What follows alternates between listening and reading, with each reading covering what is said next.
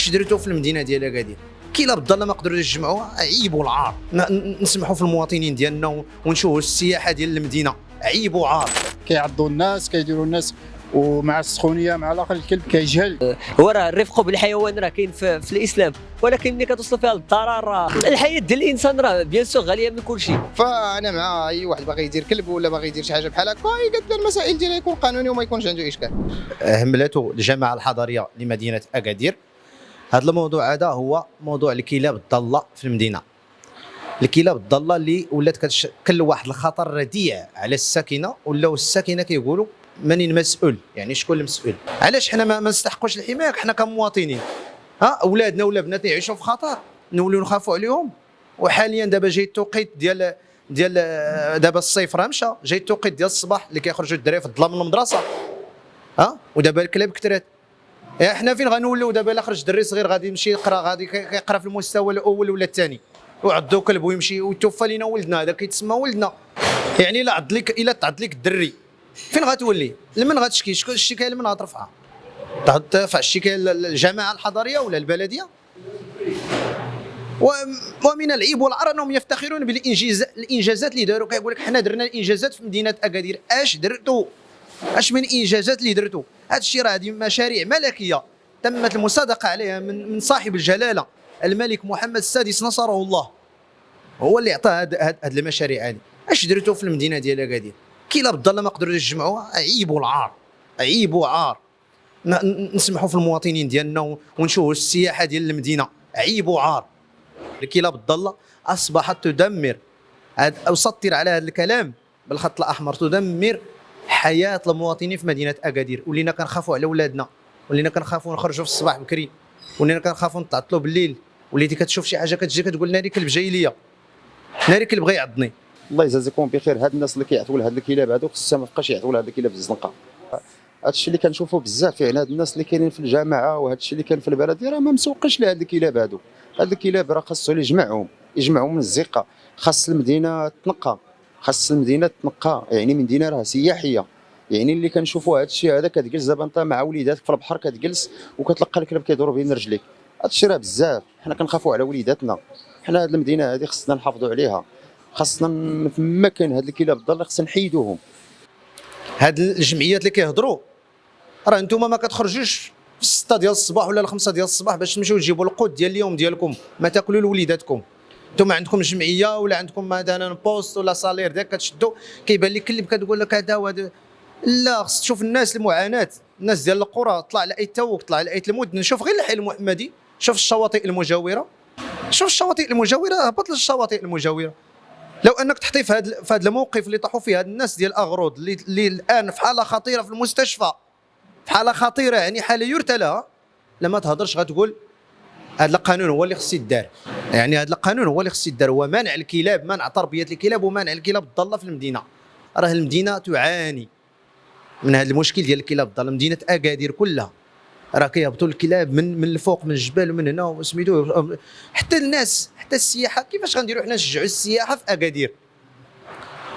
ملي كتمشي للبرتغال ولا تمشي لاسبانيا ولا تمشي لفرنسا ولا تمشي لتركيا كتلقى الشواطئ نقيين، ما تلقاش شي هذا اللي كيقول لك لا، حكا الدول الاوروبيه عندهم تقدم في هذا المجال ديال تربيه الحيوانات. الدول الاوروبيه لا يتركون الكلاب جنب البحار وجنب الاطفال الصغار. الدول الأوروبية لا يتركون الكلاب ضالة شاردة تعض الكبير والصغير. الدول الأوروبية ما كيخليهمش الكلاب يدوروا في الجبل. الدول الأوروبية دايرين لهم السياج ودايرين لهم بلاصة فين كيسدوا عليهم ويعطوهم الأكل. هذا هو القانون، هذا هو حماية المواطن. ما عندها حتى معنى انه يبقاو لنا بزاف ديال الكلاب في الشوارع وفي السناقي تعانيوا معهم الناس بزاف، منهم الدراري الصغار، عيالات كبار، الناس كبار تعانيوا مع هذا المشكل هذا. فانا مع قتل الكلاب الضاله، ومع فكره ان مثلا حيتاش كاينين الناس عندهم لي سونتيمون شي شويه ونسائيين كذا تيقول لك لا ما تقتلش حيوان على حسب العاطفه وهذه. فانا مع اي واحد باغي يدير كلب ولا باغي يدير شي حاجه بحال هكا يقاد المسائل ديالها يكون قانوني وما يكونش عنده اشكال. يعني حتى نهار تيوقع شي مشكل ولا تيعد لك على شي واحد تيكون عندك لي بروف باش انك انت تدافع على راسك من هذه الناحيه هذه. بالنسبه للكلاب الضاله انا نفضل يمكن في السونتر يكون احسن، في السونتر احسن الاماكن العموميه، باسكو علاش كاين ناس بزاف اللي عندهم وخصوصيا في الليل اللي الانسان ما يقدرش يفوت ولا الصباح بكري.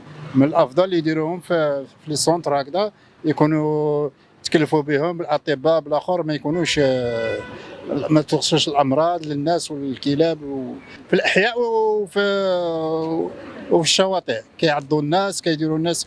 ومع السخونيه مع الاخر الكلب كيجهل كيكون عنده ديك الامراض وكيعضوا الناس.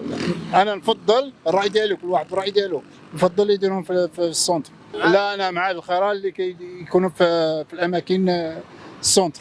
هو احنا اصلا كساكنه مضرورين من دوك الكلاب ديال الزقه، لانهم كتلقاهم قافله، ولا من ناحيه حتى من ناحيه في المناطق السياحيه كنلقاو بزاف ديال الكلاب غاديين وكيقلبوا. هذا حنا ما كرهناش هذا الشيء انه يتحيد، ولكن ملي كيقول لك بنادم راه ما تعطيش الماكله، هذا الشيء ما كيتقبلوش العقل. ولكن حنا خصنا نصبروا شويه في الانسانيه ديالنا باش نحاربوا هذا الشيء، لانه الكلب ما غاديش يموت بالجوع. زعما من ناحيه انه يموت بالجوع راه ما غاديش يموت بالجوع، ولكن خصنا نحاربوا هذا الشيء، لان بزاف ديال الناس تعرضوا لعضات كلاب.